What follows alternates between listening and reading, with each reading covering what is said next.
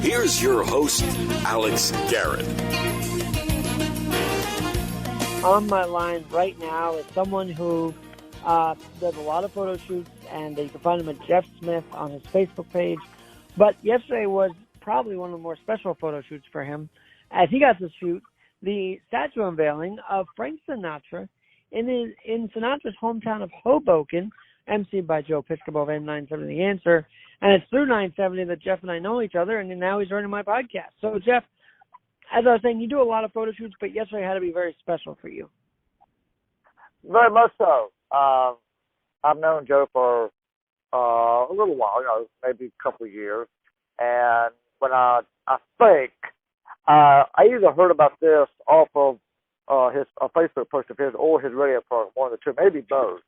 And so when I found out about it, he didn't really say that much about it in detail. So I Googled it to find out what else I could find out. And once I got the full, I said, "Oh, this is going to be really, really cool." And I said, "I gotta be there for this to capture whatever moments and stuff in video." And it just all depends on who else shows up, VIP wise, celebrity, et cetera, and go from there. But I deliberately kept it quiet from Joe to surprise him. Well, let's talk about that. The who's who have showed up, along with Tina Sinatra, the daughter of Frank. So basically, the whole town of Hoboken, I felt like, showed up. And was that surprising to you? How many people were at Frank Sinatra Park for the unveiling? Yeah, it was funky people there. I think the last article I read on it said 200 plus people. I'd be saying probably pushing 400 or more. I mean, it was a lot there. Pretty cool thing all the way around. I never met Tina Sinatra or anybody in the Sinatra family, but it wound up being really cool. And the statue unveiling was that was a cool statue. This was a very well thought out and done, the first class. Now you, as I say, you do photo shoots, but with Sinatra, did you grow up listening to his music? Let me say again. Did you grow up listening to Sinatra's music when you growing up? I knew of it. I didn't listen to it an awful lot, but I thought you can't. If you're listening to the radio, you can't help but listen to Sinatra songs here and there. And of course, his really prime stuff, which is still, there's multiple songs that apply to that. But as far as listening to a wide range of all of his stuff, I can't say that I did. That was the only reason for that is because back then when I was much younger, I was more into rock music and other stuff, even though I'm very diverse in what I listen to. But that style of music was a little bit outside of what I generally listen to, even though I did listen to Sinatra stuff here and there.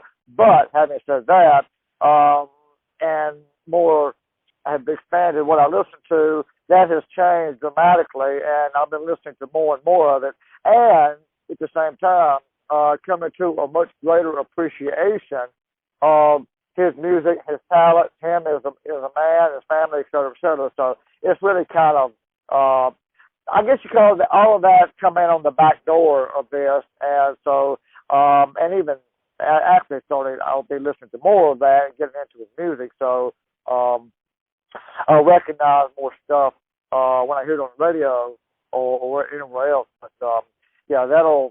he's quite an exceptional talent, and I wish I would have been able to meet him and his family, before he was gone. But anyway, but he's let me ask great. you, because full discretion for Alex Garrett podcast listeners. First time I've ever talked to Jeff, we've corresponded by Facebook Messenger or whatnot, but I did not know you had the Southern accent. So how did a Southern boy, find himself up in New Jersey? You don't think I live here? I know you do, but how did you come up? Like, when did you come up to the state? I moved here from North Carolina in 2007. The original trip, I had never visited before. and I'll go into a 2-sentence highlight. Basically, my original first trip here was to attend a Billy Graham crusade, and I tied that in with, it was a weekend crusade, and I kind of tied that in with doing whatever sightseeing I could get done in like 4 days, which is not a good idea, because there's way too much got to be to do in sightseeing, even just to like fun, and still combine a 2-day crusade. So I did what I could, and then I decided I got to do this in a better way. So the next year, I decided to come up here. Did you photograph Billy Graham? Yes, I've got some. Well, the crusade was originally supposed to be done at Madison Square Garden, but they wanted to make it a ticketed event, and the crusade people said absolutely not. Said we're not selling tickets for a crusade, or even make it a ticketed event to where, you know, maybe you don't have to pay to get in, but you have to have a ticket. They don't do that. I mean, so anyway, the crusade people of Billy Graham the Evangelistic Association looked for another location, and they finally found got it worked out with Corona Flushing Park and held it there. But and I used the pictures that I have with that are actually for some with a set of binoculars that you could take photos. We could take photos with the binoculars. That's something I didn't have a DSLR camera back then. The camera gear that I have now, I didn't have back then. And back then, me doing photography was, I wasn't quote unquote a photographer back then. I just had a passion for it. And I wanted to document it as best I could. And back then, a set of camera binoculars, if I want to say it, is what I used to take the pictures. And you can take some video with that as well. But so that's how I got connected with that. And then I decided the next year to come up here and visit as a vacation and just enjoy New York City. And that's when New York City intrigued me so much, it hooked me, so to speak, to where I was hooked, and I knew that something here had changed, and it was like a year or so later that I actually made the decision to move here, which was in I think June or so, 2007. Jeff, I've been seeing it. You've been shooting red carpet events. You've been shooting a lot of events here in New York. Any that stand out, aside from yesterday's big event? Any that you've done that stand out to you? Oh my goodness. Well, yes. I mean, it's kind of hard to mention specific events and stuff, but as I started out, I'm as a music photographer. That's predominantly what I am. Music is my passion. I'm very strong and deep passion about it, and I'm a rocker at heart, so to speak. But I still shoot lots of other different genres and stuff. But also, in the process of that, I also shoot fashion, film production, and other stuff. But having mentioned that, that's when I basically, and still do now, whatever opportunities cross my path, whether I've done them or not, if someone wants to invite me or even hire me to do that, and that's something that I can do, and they're willing to hire me, then then we'll get it worked out. But I would say probably the things that kept getting my attention that are the most memorable would be something like some of the more high-profile celebrity events. I didn't plan on being photographing so many celebrities, but it's just worked out that way, especially regarding some of the musicians that I grew up listening to. And now that many of them I have met in person, I've known them for years, et cetera, have the direct contact info and just become good friends, as well as photographing their shows. But at the same time, I've also photographed a lot of celebrities and high-profile people in other events and stuff. I think one of the highlights that is really kind of hard to keep that to a few, but I think one of them that really kind of stands out, and I didn't even get a picture with this guy, but I was at a charity event of Rockers on Broadway at, I think it's Le Fusion Lounge. It's on Bleecker Street, right below the Bitter Inn. And I was invited to the event by the publicist from Mickey Dolenz, who's the lead singer of the Monkees. And I didn't know who was going to be there. And it turned out there was some celebrity friends that I knew. Simon Kirk of Bad Company was there. May Payne was there. But Pete Townsend, the lead guitarist of The Who, was there. And so I went to Simon and asked him if he knew him, which he did. So I asked Simon to introduce me to him, et cetera, et cetera. And well, that's pretty cool. Yeah. So there's a lot. I could tell, and the pictures always come out so nice. And you said if people ask you, so is there a way to get you to an event? I know you probably do photo shoots, like that's your job. So if people want you there, how do they get in touch with you? Yeah, well, at a lot of events sometimes, there's times where I contact somebody to inquire about shooting the event and stuff, and guess what? There's times where still to this day, I'm told no, or we got another photographer. And usually when that happens, not always, but usually when that happens, that means they have somebody there with a camera, and then later on they find out they made a big mistake because the person just had a camera but didn't know how to use it, or produced just mediocre shots and stuff. But actually one of the other people that I've run across and met with all these events that I've shot that have celebrities in there was also at the Frank Sinatra unveiling was my dear friend of several years, Rita Cosby. The lady's got a smile that lights up the world when she walks in it, and she's got a big heart. And I just adore the lady. She's the sweetest she can be. She was great. She saw my girlfriend and I. We did see her for a minute, and she's always very kind and warm. That's for sure. As is John Katz. You're a radio fan too, are you not? Huh?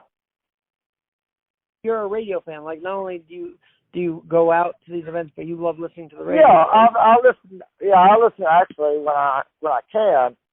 There's a lot of radio that I listen to because I have the iHeart app on my phone. Because besides rock, I listen to other stuff and even talk radio. But I listen to Q104, and I know Ken Dashow and Maria Molino of Q104. I've also met Jim Kerr before, and Eddie Trump. But on other stations, besides listening to Joe's radio program on AM 970, I also know on 77 ABC, besides Rita, I also know have met Frank Milano the other side of midnight, and also on WOR 710, Mark Simone. Well, that's very cool. So I asked that because I want to know, when you listen to Cats bring back the Sinatras, the Bruceys, the Tony Orlandos, what's that mean to you to bring that kind of music nostalgia back to radio? I have listened to Tony's radio show, and I have met him several times. Because of Brucey's, I've yet to cross paths with him, but that would be eventually it'll happen, just a matter of when and where. I've crossed paths with Cousin Brucey many times at Variety the Children's Charity, so that connection goes way back to different telethons and radiothons. Joe, have you? This isn't the first photo shoot you did with Joe Piscopo, right? You photographed him before? Wait a minute, say again. How many times have you photographed Joe Piscopo? Have you worked with him before? This is actually the first time I met Joe was, I want to say maybe 2 years ago. The only reason there's a big time gap between the last time and this time is because of the pandemic stuff and this and that. But it was in Philadelphia where Joe and his son were doing a show at some outside venue in Philadelphia, and I mean, I was already connected with him on Facebook, but I don't think he knew who I was, or even as a photographer, whatever. And so I was really eager to try to catch him when he does a local show in Philly, but Philly is over about an hour or so away. So I decided, you know something, I've got to do this. So I drove over there, surprised them, and right after he arrived there, and you know, I picked a good time to where I could walk up to him casually, introduce myself to him, give him my business card, and I got some great shots of him. And his son, Mike, is a very talented guitarist. I was very impressed with his musical talents, and I'm not easy to impress, talent-wise, and because all the musicians that I know. And anyway, so there's been some misses on other events since then that he was doing that I wished I could have attended, or I had a schedule conflict, and I could have been hired for an event on the same night that he's playing, you know, somewhere local, even in Staten Island. And so that's kind of why I made it a priority when I found out about this statue unveiling. I made it a priority. You know, I've got to make sure I get there so I can reconnect with him. And everything worked out well. As soon as he saw me, he walked up to me, did a big, you know, fist bump and stuff. And we chit-chatted briefly here and there. And, yeah, shows like Rita very much, where they're very real people. They're very down-to-earth and humble, given the celebrity status and talent level and stuff. But Joe is he's very down to earth, very humble, and as everybody knows, one of the funniest guys that she'll ever meet. So you know, I find that pretty cool, and I've already sent him. Go ahead. I want to talk about the placement of the statue. So, from a photography perspective, the way they have it, is that a beautiful photography angle of Frank Sinatra along the waterfront of Hoboken? Like, what talk about the placement of that statue for a minute, and photography-wise?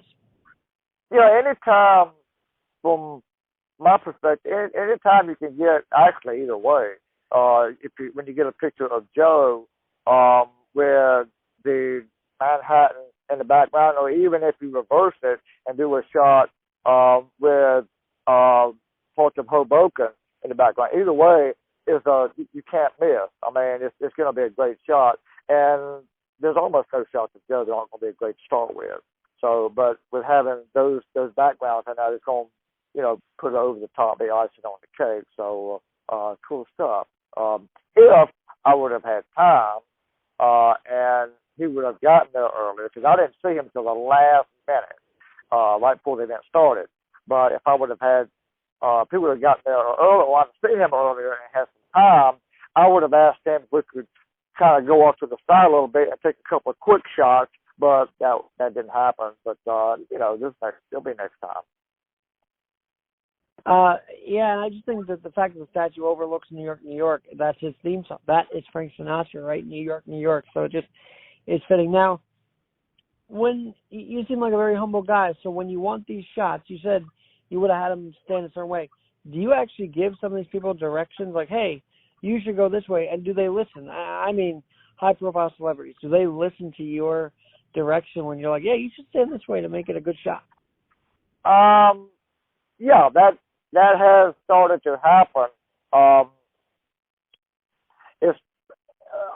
have kind of a surprise to me, so to speak, is many times I'm with someone like Rita or other big-name celebrities that has not only known me, and a lot of these people is where they, like Joe or Rita or others, where they've seen a lot of my work, not just pictures of them, but other stuff that I've done, not just music, but they keep a watch on my Facebook and my social media pages, and they see the different stuff that I post. For example, I've been sending Rita and other people, Joe and others, I'll send them a text message on some of my Christmas pictures of New York City decorations over the years, because I've got some great shots of different landmark buildings decorated.